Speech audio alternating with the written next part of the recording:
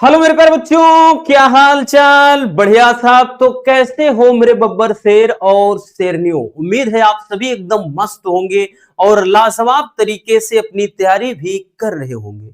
बहुत सारे बच्चों के कमेंट्स आ रहे थे कि सर हिंदी का क्वेश्चन पेपर सॉल्व करवा दीजिए। तो आज के इस वीडियो में हम कंप्लीट हिंदी का क्वेश्चन पेपर का पूरा सॉल्यूशन देखने वाले हैं। जमकर आज इसको फोड़ने वाले हैं। तो आज के इस वीडियो में हम 2026 बोर्ड एग्जाम के लिए सामान्य हिंदी का क्वेश्चन पेपर सॉल्व करने वाले हैं। और आपको बता दें भैया, आपको इन अफवाहों से दूर ही रहना है कि भैया बस ये देख लो पास हो जाओगे, 10 दिन ऐसा पढ़ लो पास हो जाओगे। इन सबसे कुछ भी नहीं होने वाला है। और बल्कि अब की बार ऐसी सिक्योरिटी होने वाली है, क्योंकि आयोग पहले से ही कमर कस लिया है कि अब की बार तो भैया जो विगत ईयर में चल रहा है खिचड़ी, वो नहीं होने देंगे। तो ये मत सोचना कि बस 5 दिन में पढ़ के पास हो जाओ, 10 दिन में पढ़ के पास हो जाओ। तो इन सब विचारों से बाहर निकलो, क्योंकि बाहर की दुनिया एक्चुअल में एकदम अलग है। तो चलिए देख लेते हैं हिंदी का जो क्वेश्चन पेपर है भैया, इसका पैटर्न कैसा रहने वाला है, क्वेश्चन किस टाइप के आते हैं। और हम पहले से ही बताते चले आए, जितना ज्यादा क्वेश्चन पेपर सॉल्व करोगे उतना ज्यादा आप का भैया जो प्रैक्टिस है ना, उतना ही ज्यादा से ज्यादा एकदम स्ट्रांग होता चला जाएगा। और जितना ज्यादा प्रैक्टिस करोगे क्वेश्चन पेपर पूरा 100 में 100 फोड़कर आओगे हिंदी के क्वेश्चन पेपर में। क्योंकि हिंदी एक स्कोरिंग सब्जेक्ट है। हिंदी में अच्छा आपने कर लिया तो भैया 90 प्लस श्योर है, 90 प्लस तो नंबर आ ही जाएंगे। ठीक है भैया। तो यहां पर अनुक्रमांक भरना होगा, नेम आपको यहां, उसके बाद जो ये नंबर दिया होता है, बार बार ये बताते हैं कि भैया यही नंबर आपको अपनी कॉपी में लिखना होता है। तो ये 2026 के लिए प्यारे बच्चों सामान्य हिंदी का एक न्यू पैटर्न पर आधारित प्रश्न पत्र है। और इसमें पूर्णांक जो रहने वाला है वो 100 नंबर का। हिंदी की बात कर लें भैया, हिंदी का क्वेश्चन पेपर 100 नंबर का होता है। और जो समय होंगे वो तो भैया समय कितना होगा, 3 घंटे 15 मिनट। ये तो सभी को पता है कि 3 घंटे 15 मिनट हर एक क्वेश्चन पेपर के लिए जो टाइम दिया जाता है। ठीक, जिसमें से जो 15 मिनट होता है वो पेपर को पढ़ने के लिए, और 3 घंटे तो आप बढ़िया से एकदम इत्मीनान से पेपर को सॉल्व करिए। तो चलिए देखते हैं क्वेश्चन पेपर का पैटर्न क्या रहने वाला है। ठीक है भैया, चलिए शुरू करते हैं बच्चों। चलिए देखें, अब यहां पे भैया ध्यान से समझना, एक एक क्वेश्चन को शुरू करते हैं। तो जैसे भाई प्रारंभ में हमने बताया ना कि 15 मिनट प्रश्न पत्र पढ़ने के लिए है, बाकी उसके बाद आप अच्छे से पढ़िएगा। ठीक है। और निर्देश में यह ध्यान देना कि संपूर्ण जो प्रश्न पत्र है वो खंड का और खंड खा में बटेगा। ठीक, यानी खंड का से 50 नंबर का प्रश्न और खंड खा से भी 50 नंबर का प्रश्न होगा। ठीक, तो चलिए शुरुआत करते हैं बच्चों खंड का से। खंड का से ही शुरुआत करते हैं बबुआ।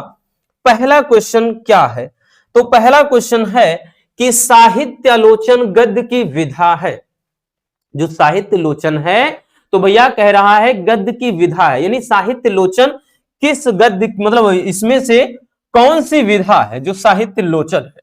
और विकल्प आपका है नाटक, विकल्प है भैया नाटक है, या फिर एक उपन्यास है, या एक आलोचना है, या फिर निबंध है। तो जो साहित्य लोचन, अगर नाम से ही देखें साहित्य धन लोचन, तो ये एक आलोचना है। अपने दिमाग में रख लेना प्यारे बच्चों कि जो साहित्य लोचन ये एक क्या है, आलोचना है। और किसकी रचना अगर पूछ लिया जाए तो बाबू श्याम सुंदर दास जी की। किसकी रचना भैया, बाबू श्याम सुंदर दास जी की रचना है। ठीक, आई बात समझ में। चलिए बच्चों अगला जो क्वेश्चन है, कह रहा भाग्य और पुरुषार्थ। भाग्य और पुरुषार्थ जो है इसके लेखक कौन है। भाग्य और पुरुषार्थ इसके लेखक कौन से हैं, इनमें से कौन है भैया।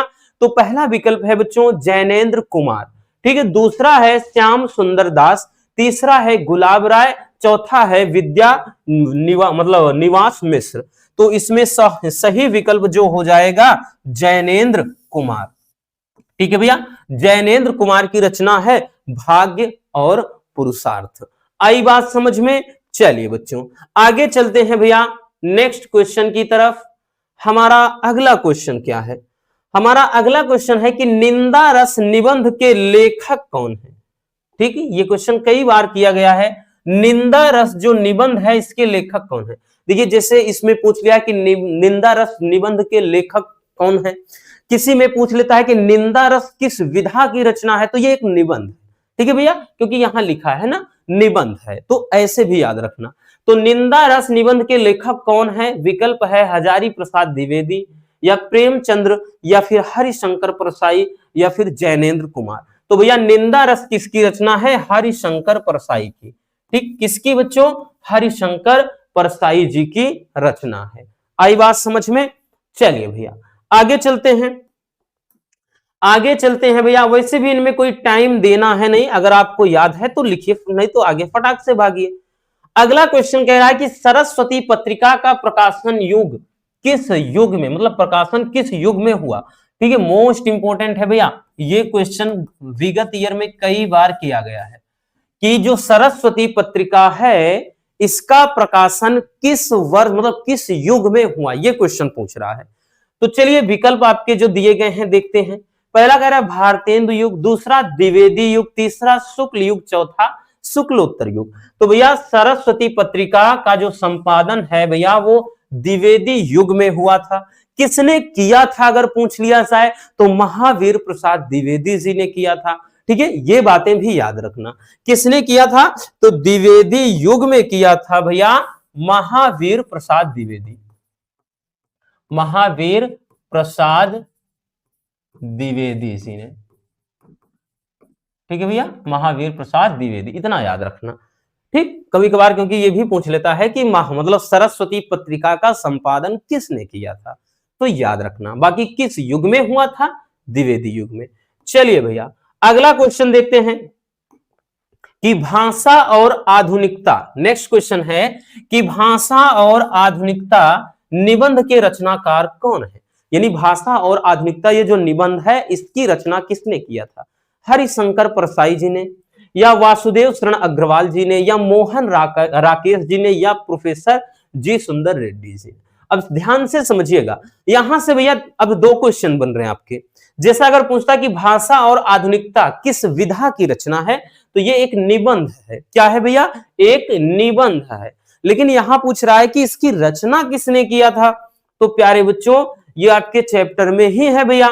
तो प्रोफेसर जी सुंदर रेड्डी ये भाषा और आधुनिकता के क्या है? रचनाकार हैं। ठीक, आई बात समझ में? चलिए उसके बाद आगे चलते हैं भैया, ये आपका मतलब हो जाएगा पूरा। इस तरह से 5 क्वेश्चन हो गया आपका। क्या जैसे इसमें चलता है ना गद्य साहित्य काव्य साहित्य, तो भैया आपका ऊपर का हो गया, बोले तो गद्य साहित्य हो गया। अब हम देखेंगे काव्य साहित्य में, क्योंकि इसमें 5-5 मिलाकर टोटल 10 नंबर के तो बहुविकल्पी होंगे। ठीक, चलिए भैया देखते हैं दूसरे का दूसरे का देखते हैं भैया। कह रहा तार सप्तक का प्रकाशन वर्ष है। ये तो अपने आप में बहुत लाजवाब क्वेश्चन है, वेरी वेरी इंपॉर्टेंट। जितना कुछ कहा जाए इसके बारे में उतना ही कम है, क्योंकि ये क्वेश्चन है ही ऐसा बच्चों।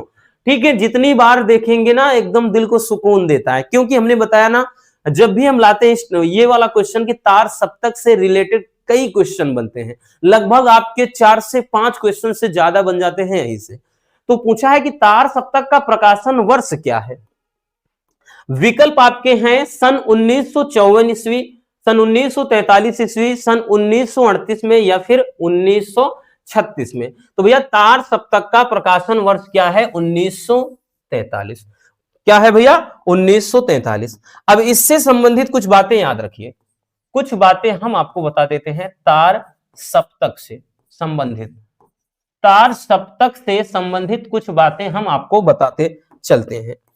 अगर भैया इसका प्रकाशन या कितने तार सप्तक हैं, तो 4 तार सप्तक हैं, 4 तार सप्तक हैं। कितने भैया? 4 तार सप्तक हैं, मतलब पहले 3 थे, एक बाद में आया।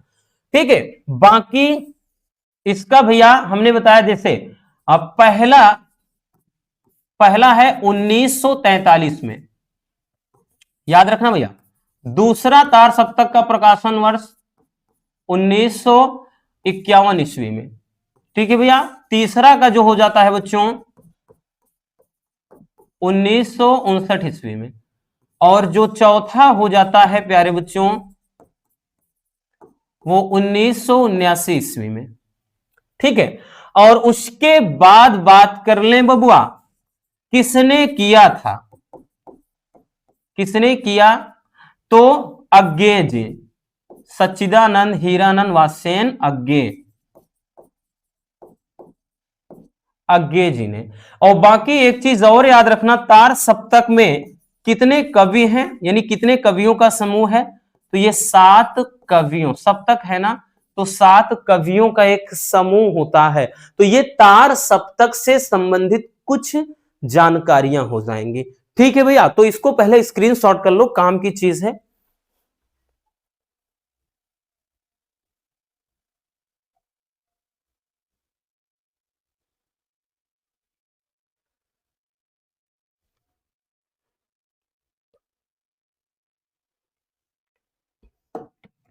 हो गया। चलिए आगे चलते हैं भैया। अगला क्वेश्चन कह रहा कि प्रिय प्रवास महाकाव्य के रचनाकार कौन है, यानी प्रिय प्रवास महाकाव्य जो है तो भैया इसके रचयिता कौन है। यह भी बहुत इंपॉर्टेंट क्वेश्चन है भैया। ठीक है, कई बार पूछा गया है प्रिय प्रवास। अगर देखो कई बार ऐसा भी पूछा गया है प्रिय प्रवास क्या है। ठीक है, तो एक महाकाव्य है, इतना भी याद रखना। बाकी रचनाकार कौन है ये बताना है। विकल्प आपका है रामधारी सिंह दिनकर, दूसरा है जयशंकर प्रसाद, तीसरा है जगन्नाथ रत्नाकर। ठीक, अगला है अयोध्या सिंह उपाध्याय हरिऔध। तो भैया यही हो जाएगा, हरिऔध जी हैं। ठीक है, कौन है, हरिऔध जी, यानी अयोध्या सिंह उपाध्याय हरिऔध। और इसके बारे में एक जानकारी और भी आप रखिए, ये प्यारे बच्चों जो प्रिय प्रवास होता है ये खड़ी बोली का प्रथम महाकाव्य है। प्रथम क्या है भैया, महाकाव्य है, यानी प्रथम मतलब खड़ी बोली में बोला जाने वाला प्रथम महाकाव्य कौन सा है, तो भैया वो है क्या चीज, प्रिय प्रवास। ठीक है, तो ये भी थोड़ा देख लो, काम की चीज है।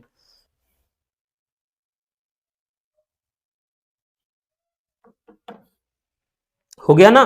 चलिए अब उसके बाद आगे देखते हैं। ठीक, देखिए बच्चों जो क्वेश्चन ज्यादा बनते हैं उनसे रिलेटेड जितने टाइप के बनते हैं ना हम सबको फोड़ते चलेंगे, क्योंकि हमने बताया ना वैसे ही नहीं भैया क्वेश्चन की बस ऊपर ऊपर यूं कर ले ना भैया, ऐसा कुछ भी नहीं करना बच्चों, एकदम जड़ तक जाएंगे तभी जाकर के आप एग्जाम में फोड़ पाओगे। ठीक, चलिए आगे देखते हैं बबुआ। अगला क्वेश्चन कह रहा है कि झरना के रचनाकार कौन है।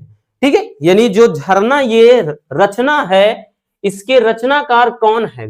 आपके विकल्प हैं जगन्नाथ दास रत्नाकर, मैथिली शरण गुप्त, जयशंकर प्रसाद या महादेवी वर्मा। तो भैया झरना के रचनाकार कौन है, तो हैं जयशंकर प्रसाद। इनकी प्रमुख रचनाओं में जैसे क्या कहते हैं आंसू, लहर, झरना, कामायनी, ये सभी किनकी रचना है, जयशंकर प्रसाद की। ठीक, अगला क्वेश्चन कि ज्ञानाश्रयी भक्ति शाखा के प्रतिनिधि कवि हैं। ये तो बहुत सिंपल सा क्वेश्चन लेकिन इंपॉर्टेंट है, आता है रेगुलर। तो ज्ञानाश्रयी जो भक्ति शाखा है तो भैया कह रहा है कि इसके प्रमुख जो कवि हैं यानी प्रतिनिधि करने वाले कौन कवि हैं। विकल्प आपका क्या दिया है, तो विकल्प दिया है तुलसीदास, सूरदास, बिहारी या फिर कबीरदास। तो भैया ये क्या है, ज्ञानाश्रयी शाखा के, भक्ति शाखा के प्रमुख कवि हैं कौन, कबीरदास जी। ठीक, चलिए नेक्स्ट चलते हैं अगले क्वेश्चन की तरफ। हमारा अगला क्वेश्चन क्या है, हमारा अगला क्वेश्चन है कि हिंदी साहित्य के आदिकाल के लिए चारण काल नाम दिया, यानी हिंदी साहित्य के आदिकाल को चारण काल किसने कहा, यह क्वेश्चन है। विकल्प है राहुल संकीर्त्यायन, या फिर दूसरा रामचंद्र शुक्ल, या राम कुमार वर्मा, या फिर डॉक्टर नगेंद्र मतलब ने। ठीक है, तो मतलब हिंदी साहित्य के आदिकाल को चारण काल, आदिकाल को चारण काल किसने कहा, तो भैया राम कुमार वर्मा ने। किसने कहा प्यारे बच्चों, राम कुमार वर्मा ने ये आदिकाल को चारण काल नाम दिया। ठीक, चलिए आ जाते हैं। तो इस तरह से भैया आपके प्यारे बच्चों 5 + 5 मिलाकर टोटल 10 नंबर के आपके गद्य साहित्य प्लस काव्य साहित्य का मिलाकर हो जाता है। ठीक है, कितना 10 नंबर का क्वेश्चन। चलिए अब आगे देखते हैं भैया। अब देखिए ये क्वेश्चन नंबर जो 3 होगा ना बच्चों, क्वेश्चन नंबर जो 3 होगा बबुआ, ये आपका बहुत बहुत बहुत महत्वपूर्ण टॉपिक होता है, क्योंकि ये पूरा सॉलिड होता है और 10 नंबर का होता है। एक ऐसा गद्यांश दिया रहेगा आपके हिंदी गद्य साहित्य से, आपको उसको पढ़ना है और उसके बाद उस पे संबंधित 5 प्रश्न दिए रहेंगे और उसको मिलाकर भैया टोटल ये 10 नंबर का क्वेश्चन बन जाएगा, क्योंकि प्रत्येक नंबर मतलब जो क्वेश्चन है वो 2 नंबर का होगा। तो सबसे पहले क्या कहेगा कि दिए गए गद्यांश पर आधारित निम्नलिखित प्रश्नों को पढ़िए। तो आपको गद्यांश पढ़ना है, फिर उसके बाद इस पर आधारित प्रश्न का उत्तर देना है। तो चलिए शुरू करते हैं मिलके। तो भैया यहां पर देखिए क्या कह रहा है, कह रहा है कि राष्ट्र का तीसरा अंग जन की संस्कृति है। राष्ट्र का जो तीसरा अंग है वो जन की यानी लोगों की संस्कृति है। मनुष्यों ने युग युगों में जिस सभ्यता का निर्माण किया है वही उसके जीवन की, कह रहा है कि क्या है, श्वास प्रवास है। बिना संस्कृति के जन की कल्पना कबंध मात्र है। ठीक, यानी बिना संस्कृति के लोगों की कल्पना भी नहीं की जा सकती। संस्कृति ही जन का मस्तिष्क है। संस्कृति के विकास और अभ्युदय के द्वारा ही राष्ट्र की वृद्धि संभव है।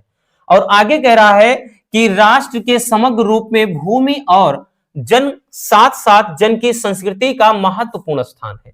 यदि भूमि और जन अपनी संस्कृति में विरहित कर दिए जाएं तो राष्ट्र का लोप समझना चाहिए। फिर आगे कह रहा है कि जीवन के विटप का पुष्प ही क्या है, संस्कृति है। और संस्कृति के सौंदर्य और सौरभ में ही राष्ट्रीय जन के जीवन का सौंदर्य और यश क्या है, अंतर्निहित है। फिर आगे बोल रहा है कि कर्म और मतलब ज्ञान और कर्म दोनों के पारस्परिक प्रकाश की संज्ञा क्या है, संस्कृति ही है। और भूमि पर बसने वाले जन के ज्ञान के क्षेत्र में जो सोचा है और कर्म के क्षेत्र में जो रचा है, दोनों के दोनों कह रहा है कि दोनों रूप में हमें राष्ट्रीय संस्कृति के दर्शन मिलते हैं। फिर आगे बोल रहा है कि जीवन के विकास की युक्ति ही संस्कृति के रूप में प्रकट होती है और प्रत्येक जाति अपनी अपनी विशेषताओं के साथ इस युक्ति को निश्चित करती है। फिर आगे कह रहा है कि उससे प्रेरित संस्कृति का विकास करती है। इस दृष्टि से प्रत्येक जीवन की अपनी अपनी भावना के अनुसार अलग अलग संस्कृतियां राष्ट्र में विकसित होती हैं, परंतु उन सबका मूल आधार पारस्परिक सहिष्णुता और समन्वय पर निर्भर है। तो इस तरीके से आपका एक गद्यांश दिया रहेगा और फायदा यह भी है प्यारे बच्चों इसका कि ये पूरा का पूरा 10 नंबर फिक्स होता है। अगर 10 नंबर नहीं है फिर भी हम आपको बताएंगे 100 में 100% कैसे 8 नंबर लेना है। कि भाई मान लेते हैं कि आपको चैप्टर का नाम नहीं याद, तो वही आपका 2 नंबर कटेगा, नहीं तो भैया 10 नंबर में से 8 नंबर तो फिक्स है, कोई नहीं रोक सकता।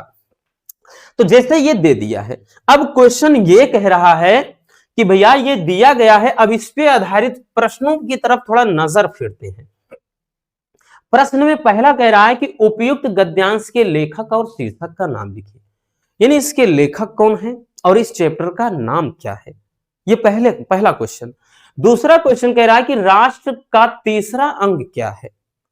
तीसरा क्वेश्चन कह रहा है कि राष्ट्रीय वृद्धि कैसे संभव है, यानी राष्ट्र की जो वृद्धि है वो कैसे संभव है।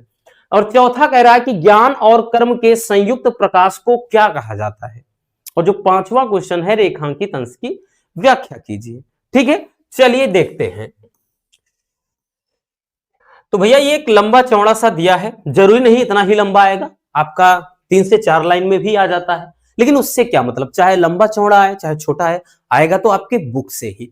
प्यारे बच्चों जैसा कि आपको इसमें कौन सा वर्ड सबसे ज्यादा दिखाई दे रहा है समझ ही नहीं गा भाई, यही से एक आप चाहे ट्रिक समझो चाहे वैसे, कौन सा वर्ड सबसे ज्यादा दिखाई दे रहा है, तो राष्ट्र।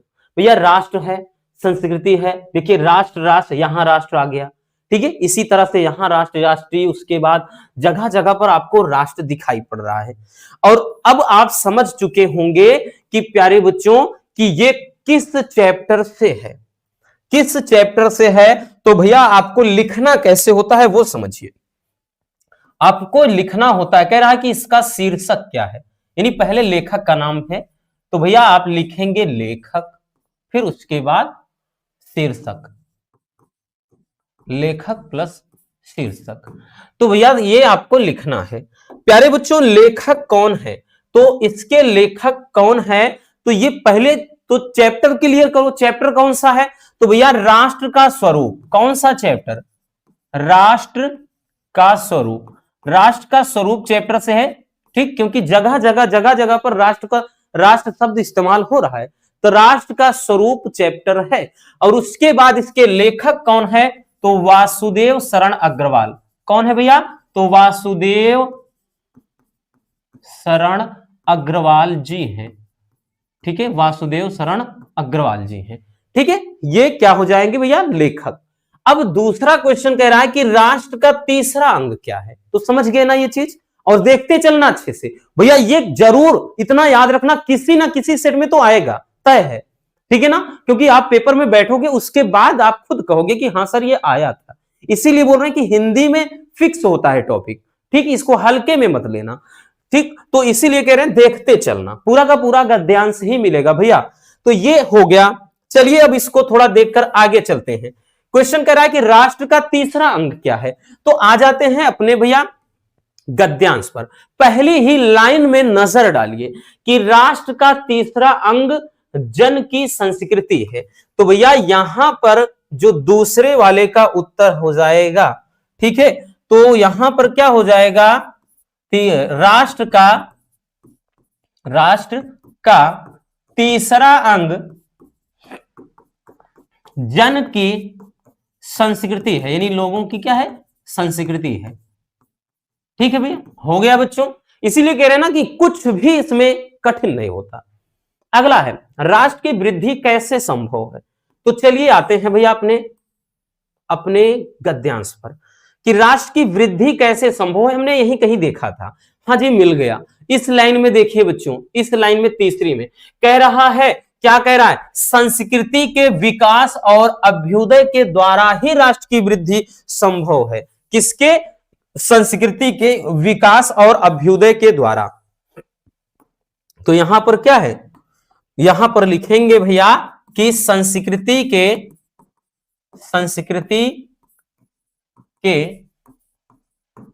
विकास और अभ्युदय के द्वारा, ठीक है, आप पेपर में पूरा लिखेंगे, ऐसे शॉर्ट में नहीं, यानी संस्कृति के विकास और अभ्युदय के द्वारा ही राष्ट्र की वृद्धि संभव है। मिल गया आपको, ठीक है भैया। आगे चलते हैं बच्चों। अगला क्वेश्चन कह रहा है कि ज्ञान और कर्म के संयुक्त प्रकाश को क्या कहा जाता है, किसे, ज्ञान और कर्म के संयुक्त प्रकाश को। चलिए ये भी ढूंढने का प्रयास करते हैं, यही कहीं पर हमने देखा है भैया। हाँ मिल गया बच्चों, ये देखिए मेरे बब्बर शेर और शेरनियों, जरा देखिए, कह रहा है ज्ञान और कर्म दोनों के पारस्परिक प्रकाश की जो संज्ञा है वो संस्कृति है। मतलब जो ज्ञान और कर्म दोनों के पारस्परिक प्रकाश को क्या कहा जाता है, संस्कृति कहा जाता है। तो भैया मिल गया बबुआ, आपका मिल गया क्वेश्चन। तो यहां पे कह रहा है ज्ञान और कर्म के संयुक्त प्रकाश को क्या कहा जाता है, तो संस्कृति कहा जाता है, ठीक है। कुछ कठिन लगा, कुछ भी कठिन लगा आपको, नहीं ना, तो इसमें तो घबराना ही नहीं है, तो आप पूरा लिखेंगे, आधा अधूरा नहीं, कि ज्ञान और कर्म के संयुक्त प्रकाश को संस्कृति कहा जाता है, ठीक है, या कहा गया है।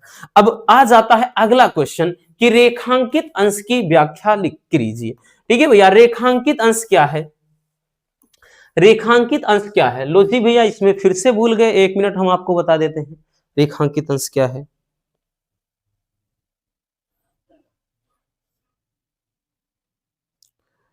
हाँ देखिए रेखांकित अंश इसमें यहां से यहां तक है भैया। रेखांकित अंश में प्यारे बच्चों यहां पे ये है,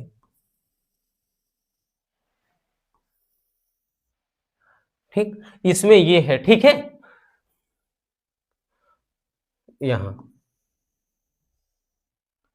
ठीक, ये इतना लाइन में है। अब इसका व्याख्या अपने शब्दों में व्याख्या करना है। इसका मतलब देखिए, कह रहा है बिना संस्कृति के जन की कल्पना कबंध मात्र है।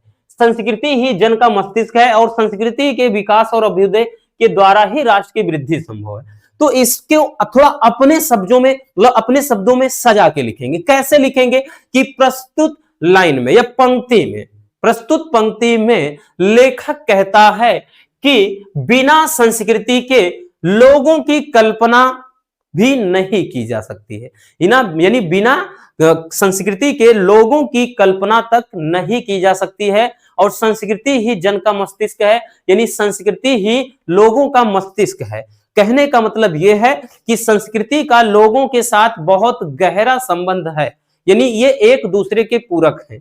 ठीक, तो यहां पर फिर आगे लिखेंगे संस्कृति के विकास और अभ्युदय के द्वारा ही राष्ट्र की वृद्धि संभव है। यानी मतलब हम यूं कह लें कि जिस भी देश में संस्कृति का विकास, मतलब विकास होगा और उसका अभ्युदय होगा, तो उस देश की, मतलब उस देश की वृद्धि मतलब क्या है, संभव है।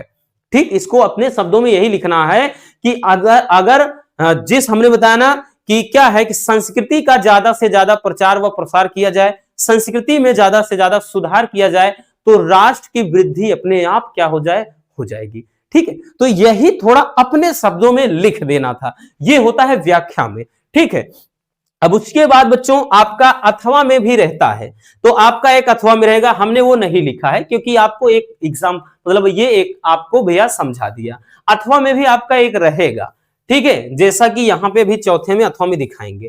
ठीक, तो ये तीसरा क्वेश्चन आपका इस तरीके से निपट जाएगा 10 नंबर का। अब आ जाते हैं पांचवें क्वेश्चन में। तो पांचवें क्वेश्चन में, सॉरी मतलब तीसरा हो गया तो चौथे में आएंगे, पांचवें में कहा। तो चौथे क्वेश्चन में भी, इसमें भी कहेगा दिए गए पद्यांश पर आधारित निम्नलिखित प्रश्नों के उत्तर दीजिए। ये भी आपका 10 नंबर का होगा। जैसे इसमें भी आपका दिया रहेगा पद्यांश, मतलब एक क्या है भैया, इस तरीके से पद्यांश दिया रहेगा। ठीक, इसको पढ़ना है और इस पर आधारित नीचे भी लिखे जो प्रश्न रहेंगे उनका उत्तर देना है। जैसे किया है कि दुख की पिछली रजनी बीत, विकसता सुख का नवल प्रभात, एक पर्दा यह झीना नील, छिपाए हैं जिसमें सुखगान, जिसे तुम समझे हो अभिशाप, जगत की ज्वालाओं का मूल, इसका वह रहस्य वरदान, कभी मत इसको जाओ भूल।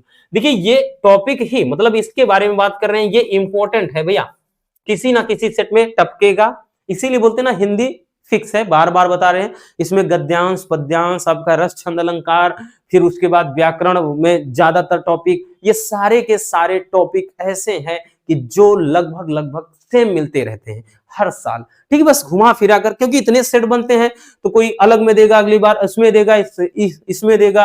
ठीक, आपका ऐसे ही घुमाता रहता है। ठीक, तो कह रहा है कि दुख की पिछली रजनी बीत, इसमें यह कहा गया है, अगर आपको पता हो, और हमने इसको पढ़ाया भी है, कि ये श्रद्धा और मनु से है। इसमें श्रद्धा मनु को प्रेरित करते हुए कहती हैं कि हे मनुष्य, दुख की ये जो काली रात है, यानी दुख भरी काली रात है, इसके बीत जाने के बाद विकसता सुख का नवल प्रभात, सुखों का एक नया सवेरा है। यानी जो तुम इतने निराश हो, निराश मत रहो, एक दिन भाई क्या है, ये जो निराश है, उदासी है, ये दूर हो जाएगी। यानी जिस तरह से काली रात बीत जाने के बाद सवेरा हो जाता है, तो वही कह रहा है कि यहां पर कहा है कि जो श्रद्धा है मन को प्रेरित करते हुए कहती हैं कि हे मनुष्य, दुख भरी काली रात बीत जाने के बाद सुखों का एक नया सवेरा होता है। एक पर्दा या झीना नील, छिपाए हैं जिसमें सुखगात। जिस तरह सुख मतलब सवेरा और प्रकाश मतलब अंधेरे के बीच में एक महीन पर्दा होता है, तो ये एक पर्दे की तरह है, जिसके पीछे क्या है, छिपाए हैं जिसमें सुखगात, जिसके पीछे सुखों का एक सवेरा छिपा हुआ है। आगे करा, जिसे तुम समझे हो अभिशाप, कि हे तपस्वी, हे मनुष्य, जिसे तुम अभिशाप समझ रहे हो, जगत की ज्वालाओं का मूल, यही संसार की ज्वालाओं का क्या है, मूल है, कारण है। ठीक, आगे कहा कि इसका वह रहस्य वरदान, कभी मत जाओ इसको भूल। ये जो सुख दुख है ना, ये सुख दुख एक्चुअल में क्या है कि ईश्वर के द्वारा दिए गए क्या वरदान है। ठीक, वही कह रहा है, इसका वह रहस्य वरदान, ये ईश्वर के द्वारा दिए गए वरदान है, इनको कभी भूलना नहीं चाहिए, अर्थात इसको कभी मत भूलो। ठीक है, ये तो सुख दुख लगा रहेगा। तो वही चीज दे दिया। अब इससे संबंधित प्रश्न आपके नीचे दिए गए हैं।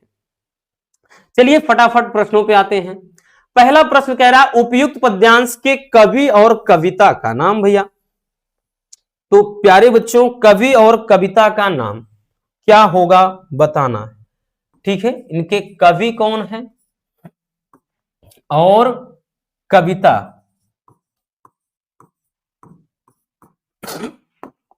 तो कवि कौन है भैया? तो कवि हैं जयशंकर प्रसाद जी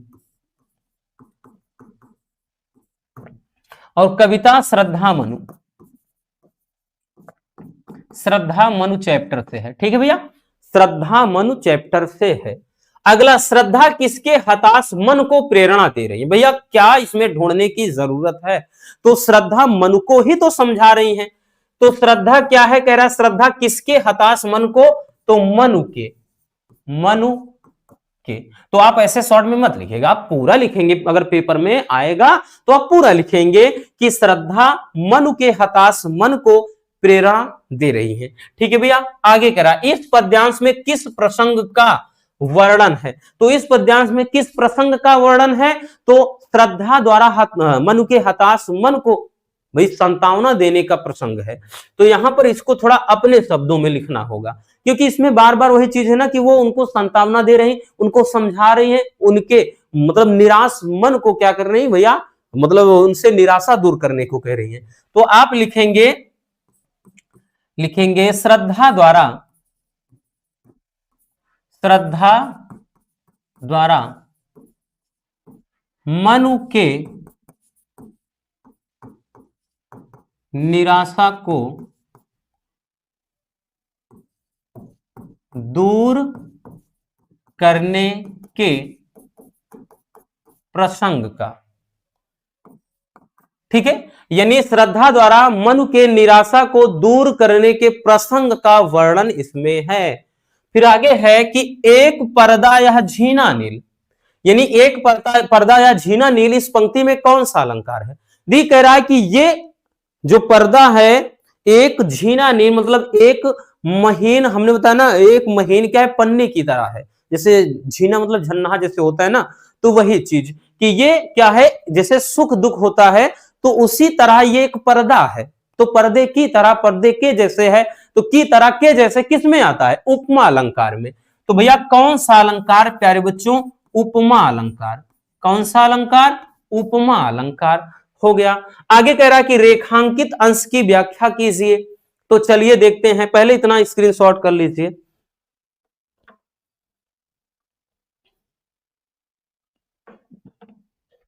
हो गया ना?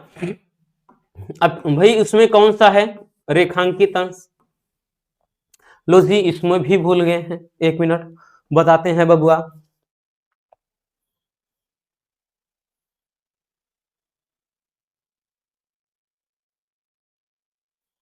हाँ देखिए, इसमें है यही लाइन है, ये जो ऊपर की लाइन है, 2 लाइन इसी में है भैया। इसी का व्याख्या कर देना है कि दुख की पिछली रजनी बीच विकसता सुख का नवल प्रभात। इसमें लिखेंगे कि प्रस्तुत पंक्ति में कवि कहता है कि श्रद्धा मनु के हताश मन को प्रेरणा देते हुए कहते हैं कि हे तपस्वी, तुम इतने उदास क्यों हो? तुम इतने उदास क्यों हो? जिस तरह रात बीत जाने के बाद सवेरा होता है, उसी तरह ये दुख कट जाने के बाद सुख मिलेगा। अर्थात ऐसा भी लिख सकते हैं, या फिर लिख सकते हैं कि हे तपस्वी, कि दुख की पिछली रजनी बीत, यानी हे तपस्वी, तुम इतना उदास क्यों हो रहे हो? तुम इतना उदास क्यों हो रहे हो? ये दुख भली मतलब दुख भरी काली रात बीत जाने के बाद सुखों का एक नवा मतलब नया सवेरा जरूर होता है। इसलिए निराशा से दूर रहिए, यानी अपने मन से उदासी निकाल दीजिए। ठीक है, बस यही इसका अर्थ हो जाएगा अपने शब्दों में। ठीक है भैया, ये व्याख्या हो जाता है। चलिए आगे चलते हैं। जैसे एक हो गया अथवा में एक दिया है, तो ऐसे गद्यांश वाले में भी था, तो हमने एक ही लिखा था यहां, लेकिन वहां पेपर में 2 आएगा, याद रखना। जैसे इसमें दिया है तो भैया आपके पास विकल्प है, मान लेते हैं पहला वाला आपको नहीं समझ में आ रहा, आप दूसरा वाला करिए, अथवा वाला। इसमें दिया है मैं नीर भरी दुख की बदली, इसको भी सॉल्व करवाए हैं, याद आया ना, गीत से महादेवी वर्मा का है। ठीक है, मैं नीर भरी दुख की बदली स्पंदन में चिर निस्पंद बसा क्रंदन में आहत विश्व हंसा नयनों में दीपक से जलते पलकों में निर्झरणी मछली। तो ये भी तो बताया गया है कि मैं नीर भरी दुख की बदली हूं। ठीक, तो यहां पर वही चीज समझाया गया है, अच्छे से पूरा सॉल्व भी करवाया है, याद होगा। तो ये आपका अथवा में चाहे जो एक कर सकते हैं। अब जो पांचवें में आएगा ये तो फिक्स होता है 100 में 100% वाला। वो इसलिए बच्चों क्योंकि भाई इसमें आपके जो भी चैप्टर हैं शुरू के 2 से 3 वाले अच्छे से कवि और लेखक के देख लीजिए, साहित्यिक परिचय व कृतियां फिक्स है, वही आना है। तो इसमें पांचवें के काम में कहेगा निम्नलिखित में से किसी एक लेखक का साहित्यिक परिचय देते हुए उनकी प्रमुख रचनाओं का उल्लेख कीजिए। और एक चीज ध्यान देना, 5 नंबर में आएगा और उससे भी जरूरी चीज अधिकतम शब्द सीमा 80, यानी आपको अधिकतम 80 शब्दों में लिखना है। 100 हो जाए चलेगा, लेकिन 150-200 शब्द नहीं जाना है, क्योंकि हिंदी का पेपर काफी ज्यादा इसमें आपको लिखना पड़ेगा और पहला ही पेपर है, हाथ दर्द करने लगेगा। और शुरू से अगर प्रैक्टिस नहीं करे रहोगे तो भले आता रहेगा लेकिन क्वेश्चन छूट जाएगा, याद रखना।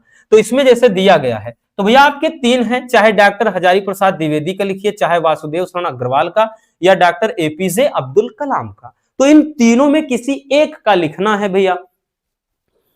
अगला है बच्चों जैसे खामे, ये तो भैया आपका किस में था, तो आपका गद्य से। अब काव्य वाले में इसमें कहेगा निम्नलिखित में से किसी एक कवि का साहित्यिक परिचय देते हुए उनकी कृतियों का वर्णन, ये भी 5 नंबर का। इसमें भी अधिकतम शब्द सीमा जो है वो भी 80। तो जैसे यहां पर दिया है जयशंकर प्रसाद का लिख सकते हैं, या रामधारी सिंह दिनकर का लिख सकते हैं, ठीक है, या फिर आप अयोध्या सिंह उपाध्याय हरिऔध का लिख सकते हैं। तो 3 में किसी एक के बारे में लिखना है, ठीक है। तो 5वां भी आपका मतलब फिक्स ही टॉपिक लेकर चल सकते हैं, और ये भी आपका 100 में 100% फिक्स वाला टॉपिक है, ठीक। और ये भी 5 नंबर का आएगा, ठीक। जो बच्चे मतलब ऐसा होते हैं कि इनका लगता है कि सर हम क्या ही पढ़ें ताकि अच्छे अच्छे नंबर लॉन्ग वाले, ऐसा जो कि लगे कि हाँ आएगा, तो यही वो टॉपिक होते हैं कि जिनको आप अच्छे से तैयार कर सकते हो। जैसे यहां पर दिया है छठे में कि पंचलाइट अथवा ध्रुव यात्रा की कहानी का सारांश लिखिए, और इसको भी बोलेगा बच्चों अधिकतम शब्द सीमा 80। तो ये भी याद रखना है, जो भी हमने पंचलाइट हो गया, बहादुर हो गया, लाठी हो गया, कहानी का सारांश बताया है, तो आपको वही उतना ही लिखना है, सरल से सरल तरीके से।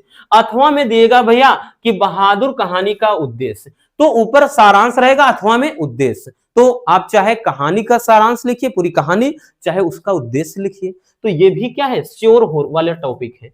अगला भैया आ जाते हैं 7 नंबर में, ये भी श्योर होता है, ये भी भैया 100 नंबर वाले टॉपिक होते हैं, ठीक है।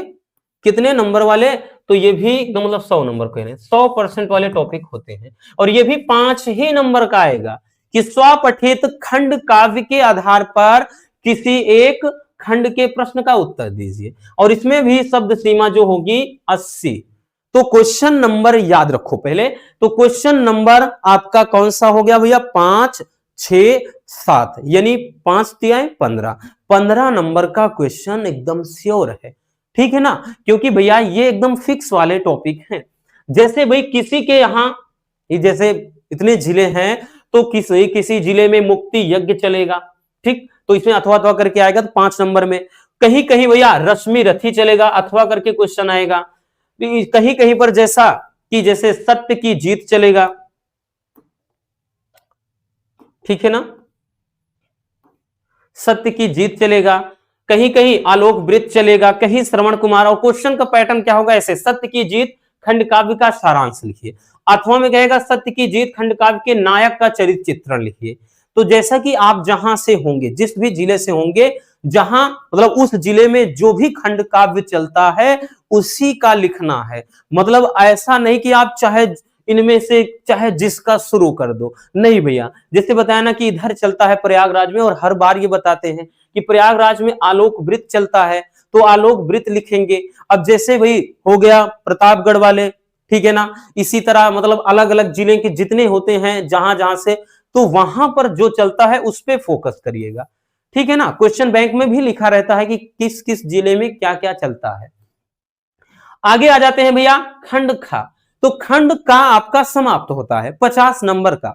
अब खंड जो खा होगा भैया ये भी बहुत बहुत बहुत ज्यादा इंपॉर्टेंट है, और खंड जो खा होगा यहां से भी 50 नंबर का क्वेश्चन, और इसमें जो 8वें का होगा बहुत लाजवाब होता है। वो इसलिए क्योंकि ये थोड़ा मेहनत करवाएगा, 70 नंबर देकर जाएगा। ठीक है ना। चलिए, कहेगा कि दिए गए संस्कृत मतलब गद्यांश में से किसी एक का संदर्भ अनुवाद कीजिए। मतलब यहां पर भी अथवा करके आएगा। हमने तो एक लिखा है, याद रखना बच्चों, एक ही लिखा है, पेपर में अथवा करके आएगा, मतलब आपके पास विकल्प होगा। ठीक है, ये केवल समझाने के लिए। जैसे यहां पर दिया गया है, और ये इतना मतलब सोचना कि आएगा कि नहीं, किसी ना किसी पेपर सेट में आएगा, इतना याद रखना। भाई हो सकता है जितने बच्चे देख रहे हैं, जरूरी नहीं है कि हाँ सब में आ जाएगा, लेकिन इतना जरूर कहेंगे एक सेट में या 2 सेट में आएगा। ठीक है, चलिए, कह रहा है कि याज्ञवल्क्य के उवाच न वा अरे मैत्रेयी पत्यु कामाय पति प्रियो भवति आत्मनस्तु वै कामाय पति प्रियो भवति न वा अरे जाया कामाय जाया प्रिय भवति आत्मनस्तु वै कामाय जाया प्रिय भवति। कह रहा न वा अरे पुत्रस्य वित्तस्य च कामाय पुत्रो वित्तम च प्रियम भवति आत्मनस्तु वै कामाय पुत्रो वित्तम च प्रियम भवति न वा अरे सर्वस्य कामाय सर्वम प्रियम भवति। कह रहा आत्मनस्तु वै कामाय सर्वम प्रियम भवति। अगर बात करें तो देखिए इसमें बोला है कि संदर्भ सहित हिंदी में अनुवाद करना है, तो 2 नंबर तो बच्चों आपका संदर्भ का मिल जाएगा। किसका? संदर्भ। अगर संदर्भ लिखकर भी छोड़ देंगे 2 नंबर झोली में है। 5 नंबर तो अनुवाद का मिलता है।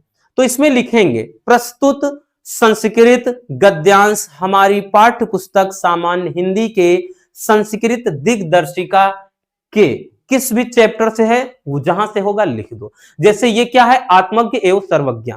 ठीक है, यानी आत्मज्ञानी ही क्या है, सर्वज्ञ है, सर्वज्ञानी है। ठीक है, आत्मज्ञानी ही क्या है, सर्वज्ञ। तो आत्मज्ञ एवं सर्वज्ञ, ठीक है, ये चैप्टर है। अब उसके बाद देखिए लिखेंगे क्या, इसमें कह रहा है याज्ञवल्क्य मतलब यहां याज्ञवल्क्य उवाच, यानी याज्ञवल्क्य ने कहा ना वा अरे मैत्रेयी पत्यु कामाय पति प्रियो भवति। यानी कह रहा है यहां पर कि पति की इच्छा पूर्ति के लिए पति प्रिय नहीं होता है। यानी समझने का प्रयास करिए, ये पत्नी को पति क्या है, मतलब स्वयं की इच्छा पूर्ति के लिए प्रिय नहीं होता है, बल्कि जब पत्नी की इच्छा, पत्नी क्या है अपनी इच्छा पूर्ति के लिए पति को क्या है, प्रेम करती है। तो यहां पर वही चीज है कि पति मतलब स्वयं के लिए पति प्रिय नहीं होता है।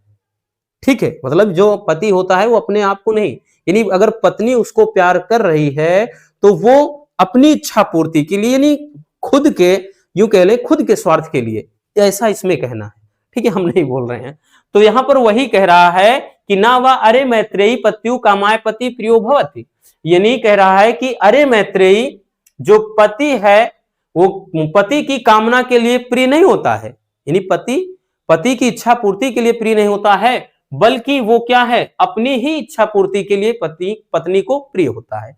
उसी तरह से कह रहा है कि जाया कामाय जाया प्रिया भवति ना वा अरे, यानी और ना ही पत्नी जो है वो पत्नी की इच्छा पूर्ति के लिए प्रिय होती है, बल्कि वो क्या है, पति को अपनी इच्छा पूर्ति के लिए प्रिय होती है।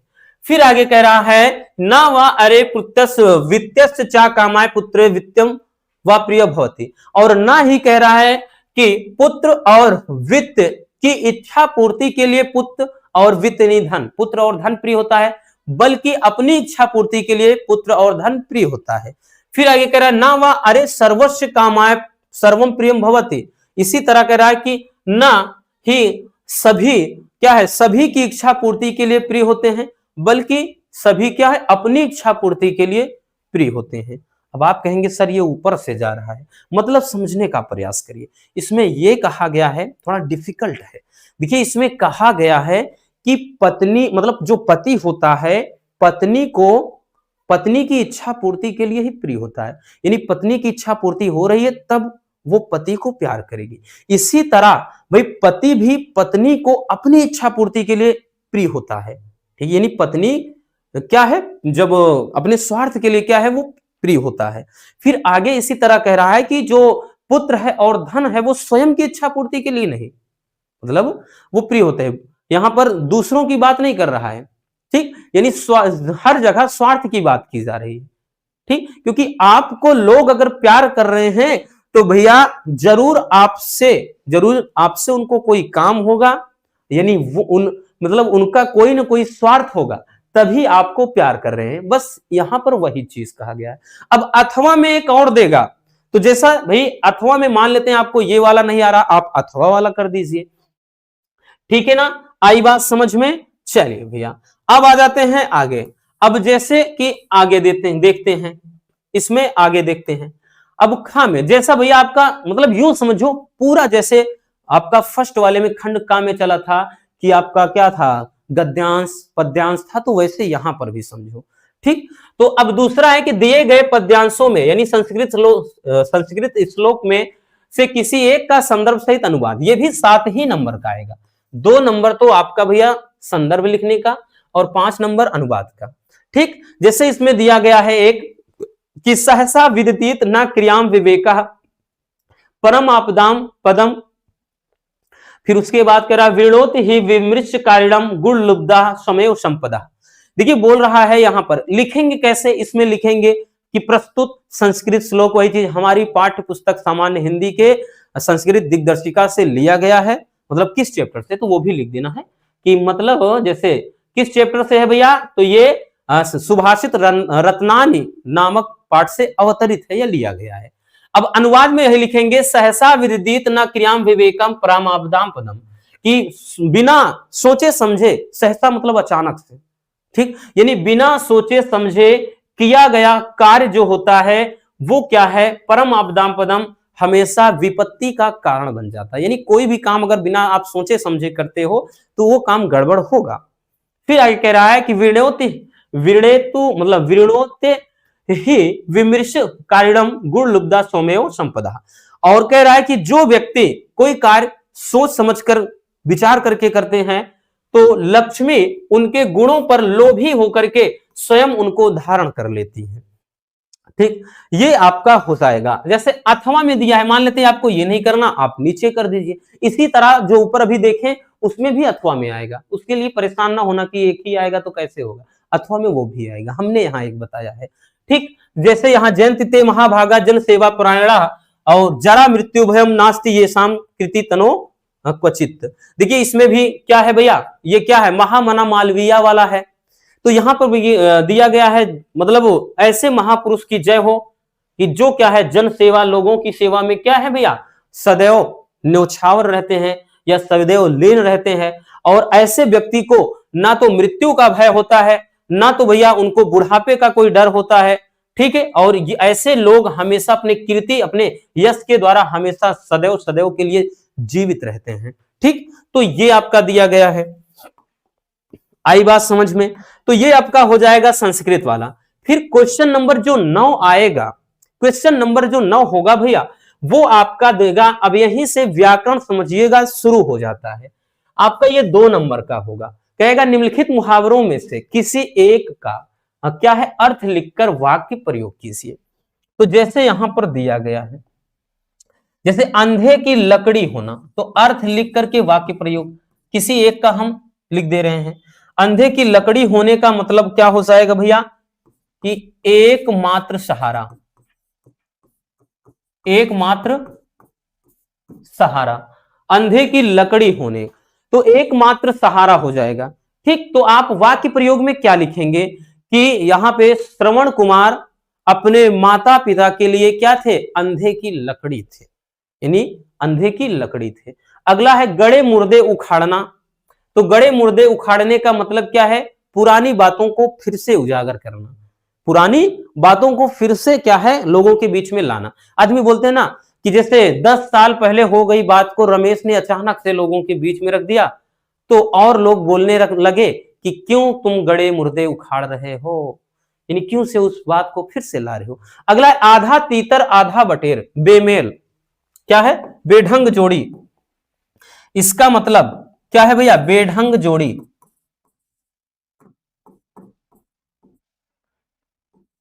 बेढंग जोड़ी।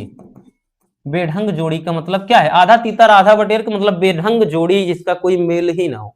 ठीक, जैसे पता चले ऊपर कुर्ता पहन लो नीचे जींस पहन लो, अब कहेंगे सर इसमें कौन बेढंग? भैया हाँ जरूर है, लेकिन कुर्ता पैजामे पर ही चलता है, उसी पे अच्छा लगेगा। ठीक, लेकिन वही चीज है ना कि ऊपर कुर्ता नीचे जींस बहुत सारे लोग पहनते हैं, ऐसी बात नहीं है, लेकिन ये एक कोई आधा तीतर आधा बटेर में आएगा। ठीक है ना, मुहावरे पर इसका एग्जाम्पल आएगा। अगला है घर की मुर्गी दाल बराबर। तो भैया क्या लिखेंगे? यानी घर की मुर्गी दाल बराबर का मतलब क्या है कि जो वस्तु आसानी से मिल जाए उसका कोई मोल नहीं, आसानी से मिलने वाली वस्तु का कोई मोल नहीं। और ये बात सच है, जो चीज आसानी से हासिल हो जाती है उसका कोई मोल नहीं होता है।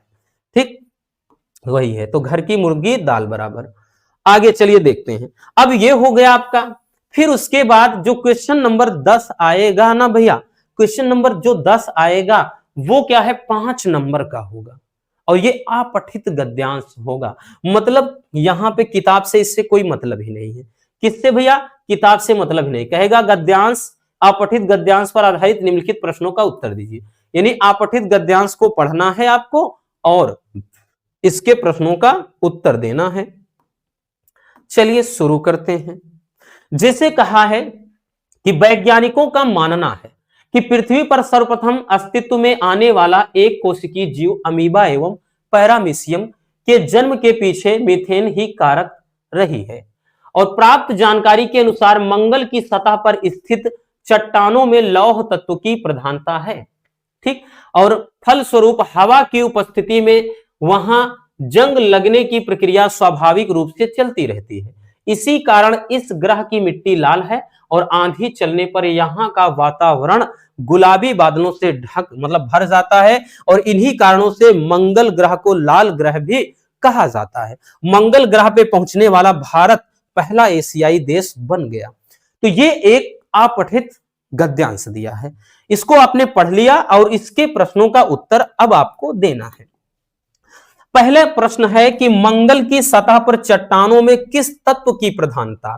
तो भैया क्या ही बोले बच्चों, किस तत्व की प्रधानता है? तो चट्टानों में लौह तत्व की प्रधानता मिल गया भैया।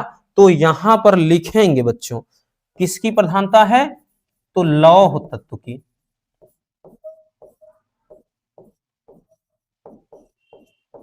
तो लौह तत्व की प्रधानता है। ठीक, तो हो गया बच्चों। बट आप ऐसे शॉर्ट में ना लिखना बबुआ, आप लिखेंगे कि मंगल की सतह पर चट्टानों में लौह तत्व की प्रधानता है। आगे लिखेंगे मंगल ग्रह की मिट्टी किस कारण से लाल है? तो मंगल ग्रह की मिट्टी भैया, मंगल ग्रह की मिट्टी का है जंग लगने की प्रक्रिया स्वाभाविक रूप से चलती है, इसी कारण इस ग्रह की मिट्टी लाल है। ठीक है भैया, तो यहां पर समझ गए ना? तो मतलब यह है लोहे में जंग लगने के कारण, लोहे में जंग लगने के कारण, ठीक है वही तो कह रहा है, जंग लगने की प्रक्रिया स्वाभाविक रूप से चलती है और इसी कारण इस ग्रह की मिट्टी लाल है। तो यही चीज तो कह रहा है कि किस कारण से मिट्टी लाल है। तो आप पूरा लिखेंगे मंगल ग्रह की मिट्टी किस कारण से लाल है, तो यहां लिखेंगे लोहे में जंग लगने के कारण मंगल ग्रह की मिट्टी लाल है। आगे है कि पृथ्वी पर सर्वप्रथम मतलब अस्तित्व में आने वाला जीव कौन कौन है? तो भैया जीव कौन कौन से जीव हैं? अमीबा एवं पैरामीशियम। ठीक है, अमीबा एवं एक कोशिकीय जीव है भैया। तो इसमें कौन है? अमीबा और है पैरामीशियम।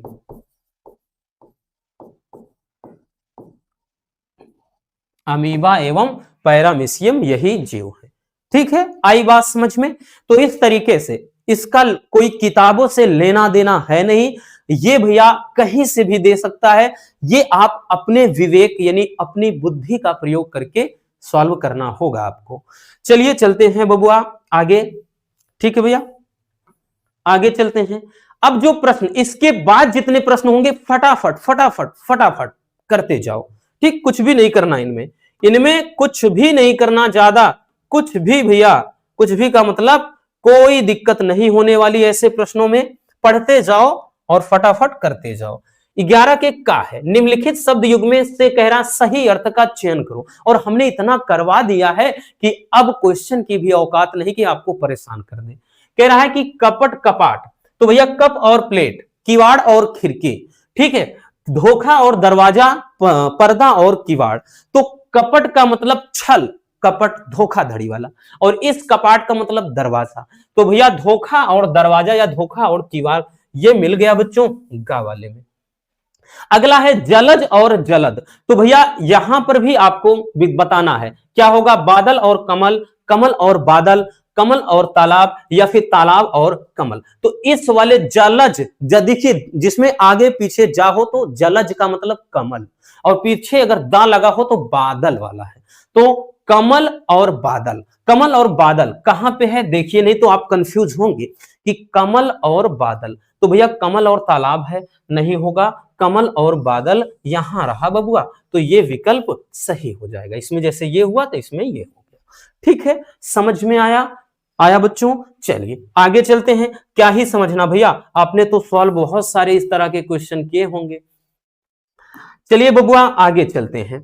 अगला प्रश्न है कि निम्नलिखित शब्दों में से किसी एक शब्द के दो अर्थ लिखिएगा। ठीक है, जो ये क्या अनेकार्थी होता है, और भैया एक के दो अर्थ लिखना है और 2 नंबर आपके जेब में।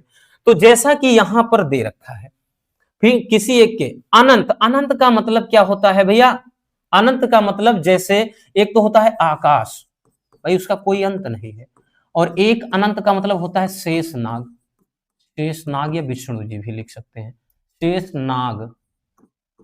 ठीक है, हो गया, किसी एक के दो अर्थ लिखना है, बाकी सारे इंपॉर्टेंट हैं तो हम लिख दे रहे हैं भैया, सारे के सारे क्या हो रहा है, सारे इंपॉर्टेंट है इसलिए लिख दे रहे हैं।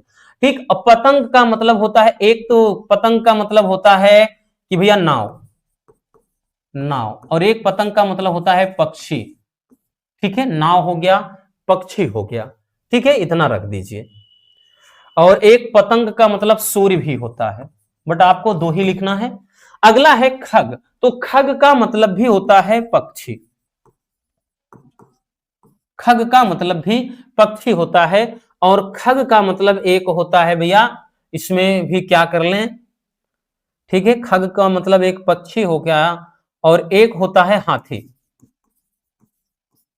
और एक है अंबर।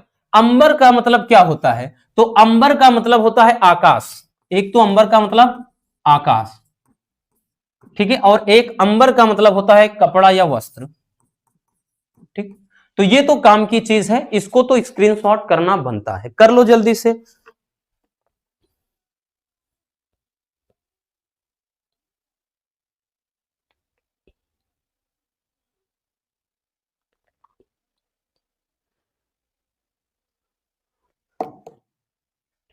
हो गया ना, चलिए, तो ये समझ में आ गए। 1 मिनट, थोड़ा हमें कहीं गलत लग रहा है भैया, किसी में तो लग रहा है, खग वाले में, हाँ शायद इसी में, ये हाथी नहीं होगा, हमें भी डाउट लग रहा है। तो बट समझ में नहीं आ रहा, इसका और भी है, जो पक्षी हो गया, और एक खग, पक्षी मतलब आकाश, आकाश के संबंध, हाँ याद आया, तारा होता है, तारा होता है, और एक बाण भी होता है। ठीक है, वही तो सोच रहे हैं कुछ तो गलत है, क्योंकि अगर गलत है तो मजा नहीं आता, दिमाग में चीजें चलती रहती है। ठीक है ना, आई बात समझ में। अब चलिए स्क्रीनशॉट कर लीजिए, नहीं तो गलत हो जाएगा भैया।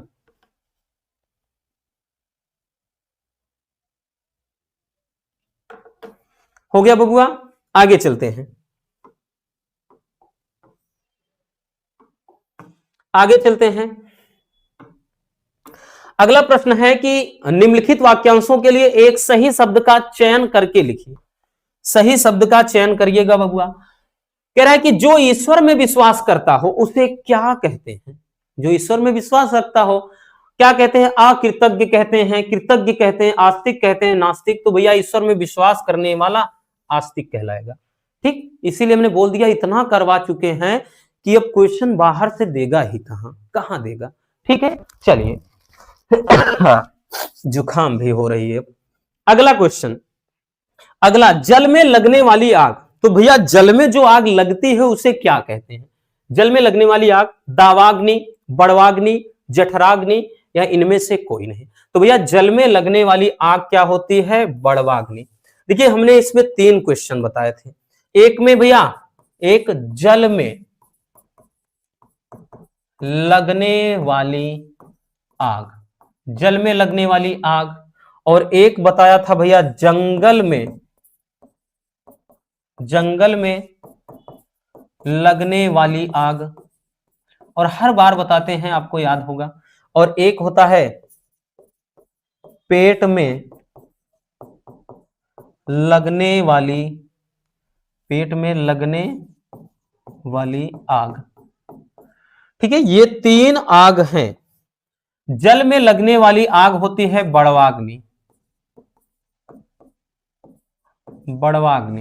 उसके बाद जंगल में जो लगती है आग उसको बोलते हैं दावाग्नि।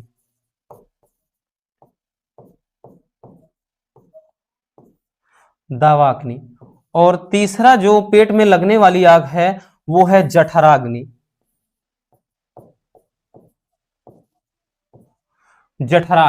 ये 3 आग याद रखना, ठीक। और इससे संबंधित हमने बताया ना हमेशा, देखिए इसमें ऑप्शन में ये भी है, तो ये इनका होगा, ठीक है ना। स्क्रीनशॉट करना हो कर लो। हो गया, आगे चलते हैं।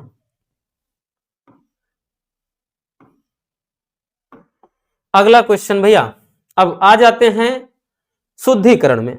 इसको भी न जाने कितना बताया होगा, और वैसे भी इसमें कोई विशेष होता नहीं है, ठीक है। लेकिन ये भी ध्यान दो, अब क्वेश्चन है फ्री फंड का है, 2 नंबर तो वैसे मिल रहा है कि निम्नलिखित में से किन्हीं 2 वाक्यों को शुद्ध करिए, क्योंकि फिजिक्स और केमिस्ट्री में 2 नंबर में लाने में पसीने छूट जाते हैं, यहां तो फ्री वाला मिल रहा है, ठीक है। किसी 2 को शुद्ध करना है।